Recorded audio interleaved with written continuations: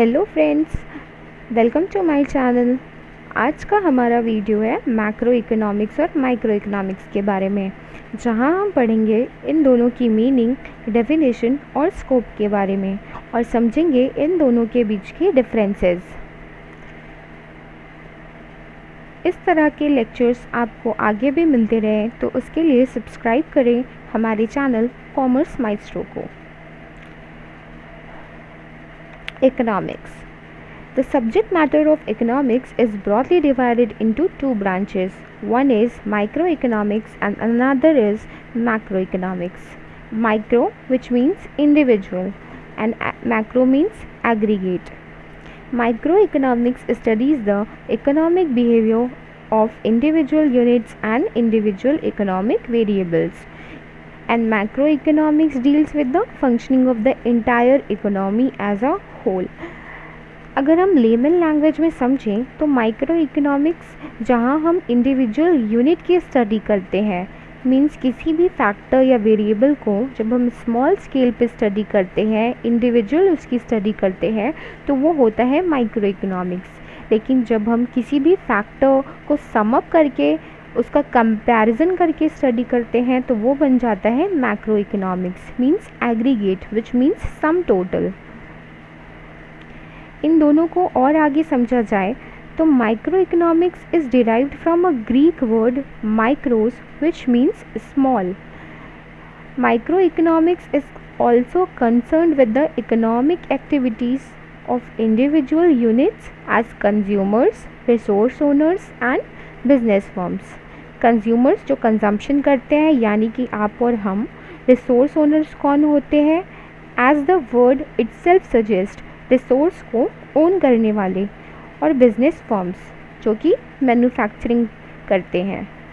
Micro economic explains how these individuals or consumers and producers play their part in working of the whole economic system.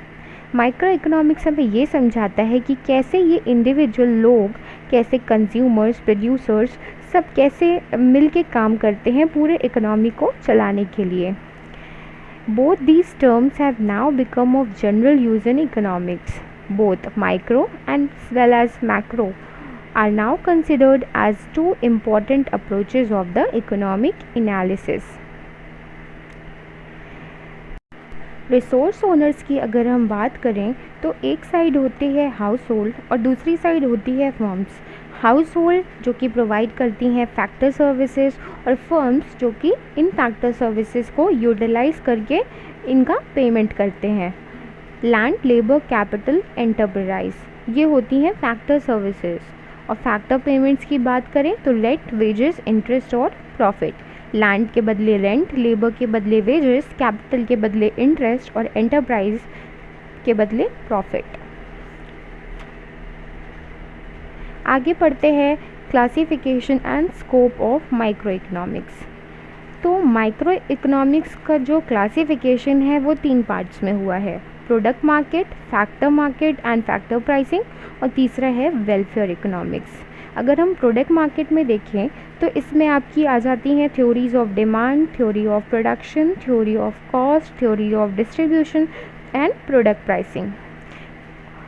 तो theory of demand हमें क्या बताती है? Theory of demand हमें ये बताती है कि how the individual consumer distributes his income among the various products and services to maximise his utility. और थ्योरी ऑफ प्रोडक्शन की बात करें तो ये किससे रिलेटेड होगी? प्रोड्यूसर से रिलेटेड होगी, जहाँ हमें क्या पता चलता है कि कितनी क्वांटिटीज़ प्रोड्यूस हो रही हैं, कैसे फैक्टर्स ऑफ प्रोडक्शन एलोकेट होते हैं to produce a commodity. Theory of cost हमें क्या बताती है? थ्योरी ऑफ कॉस्ट हमें ये बताती है कि how to minimise the cost of production. जो कॉस्ट ऑफ प्रोडक्शन है, माने कि एक कमोडिटी को बनाने की जो लागत है उसको कैसे हम कम करें ताकि हमें ज़्यादा से ज़्यादा प्रॉफिट मिल सके। फिर आता है प्रोडक्ट प्राइसिंग। प्रोडक्ट प्राइसिंग यानी कि प्रोडक्ट का प्राइस कैसे हम डिटरमाइन करें। It examines how the prices of various products are determine. अब चलते हैं फैक्टर मार्केट और फैक्टर प्राइसिंग की तरफ, जहाँ पे वेजेस, इंटरेस्ट, रेंट और प्रॉफिट को समझेंगे। जैसे कि फैक्टर सर्विसेज हाउसहोल्ड्स प्रोवाइड करती हैं फर्म्स को, उन्हीं फैक्टर सर्विसेज के बदले फर्म्स पेमेंट करती हैं हाउसहोल्ड्स को। जैसे कि लेबर को देते हैं वेजेस, कैपिटल के बदले पे करते हैं इंटरेस्ट, लैंड पे देते हैं रेंट और एंटरप्राइज पे प्रॉफिट मिलता है। तीसरा पार्ट है welfare economics.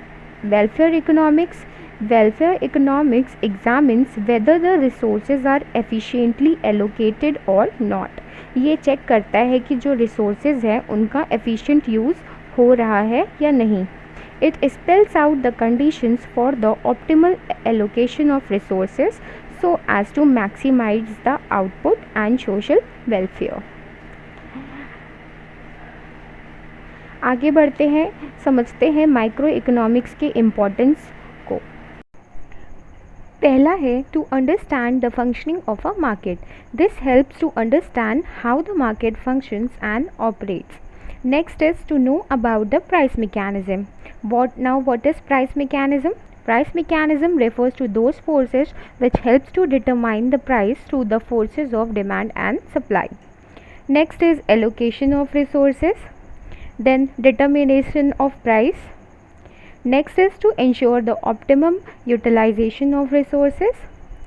Then it is also helpful in international trade. जब कंट्रीज़ के बीच इंटरनेशनल ट्रेड होता है तो एक करेंसी दूसरे करेंसी के टर्म्स में एक्सचेंज होती है, तो उस एक्सचेंज रेट को फिक्स करने में, डिटरमाइन करने में माइक्रो इकोनॉमिक्स हेल्प करती है। Then it is also useful in business decisions. Then last is formulation of economic policies. Microeconomics also helps in formulation of the economic policies. Now let us discuss macroeconomics. The term macro is also derived from a Greek word macros, which means large. It explains how the economy's total output of goods and services and total employment of resources are determined. ये क्या explain करता है? Total output of goods and services plus the total employment of resources. It also explains why economy experiences higher and lower growth rates.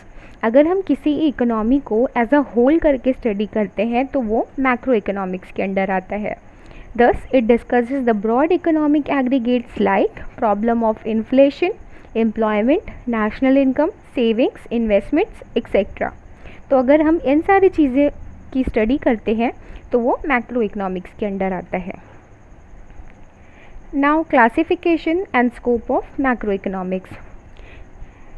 theory of national income, theory of output and employment, theory of general price level, theory of economic growth, theory of international trade। तो ये सारी चीज़ें जो है मिलकर macro economics के under आती हैं। अब आता है इम्पोर्टेंस ऑफ मैक्रो इकोनॉमिक्स या why we study macro economics. सबसे पहला है for understanding the working of the economy. Economy कैसे वर्क करती है उसके लिए ग्रेट इम्पॉर्टेंस होता है मैक्रो इकोनॉमिक्स का। It helps to understand the functioning of the economy as a whole. Second है understanding the major issues that economy faces. किसी भी इकोनॉमी में जैसे इन्फ्लेशन, डिफ्लेशन या स्टैगफ्लेशन जैसी जो प्रॉब्लम्स होती हैं, इश्यूज़ होते हैं, उसको डिस्कस करने के लिए, उसकी स्टडी करने के लिए मैक्रो इकोनॉमिक्स इम्पॉर्टेंट होता है। Next is important for studying the national income. National income क्या होती है? National income is the basic parameter of the subject matter of macro economics. It is considered as the best measure to measure the performance of the economy. Now next is useful in formulation of government policies, and the last is helpful in comparing the relative performance of nations. अब आते हैं इसके differences. पहला है study of economic issues at a individual, group और company level. Micro economics जो होती है वो किसी एक चीज़ की इंडिविजुअल लेवल पे भी स्टडी हो सकती है, या किसी ग्रुप को स्टडी कर रहे हैं हम तो भी वो माइक्रो इकोनॉमिक्स है। अगर किसी कंपनी का स्टडी कर रहे हैं इंडिविजुअली तो वो भी माइक्रो इकोनॉमिक्स के अंडर आएगा।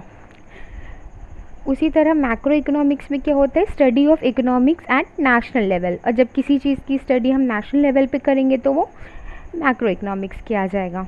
Now the second point of difference is it is applied to internal issues while macroeconomics is applied to the environmental and external issues. Now the third point is it deals with the issues like demand, supply, factor pricing, consumption, production, distribution, etc. While macroeconomics deals with the issues like national income, employment, general price level and etc. Now fourth point is microeconomics is a bottom up view of the economy while macroeconomics is the top down view of the economy. And the last point is microeconomics particularly focuses on price analysis, whereas the macroeconomics particularly focuses on income analysis. I hope कि आप सबको ये समझ आ रहा होगा. Now conclusion. Therefore, microeconomics and macroeconomics both are complementary to each other. Means one cannot be operated in the absence of other. दोनों को साथ में ही पढ़ना पड़ता है. Both of them are important in their own ways. Their goal is also the same. And what is that goal? To maximize the material welfare of the people and the economy. ये lecture आपको पसंद आया हो तो please commerce maestro को subscribe करें, bell icon को hit करें और वीडियो को लाइक करना ना भूलें. Thank you. Have a good day.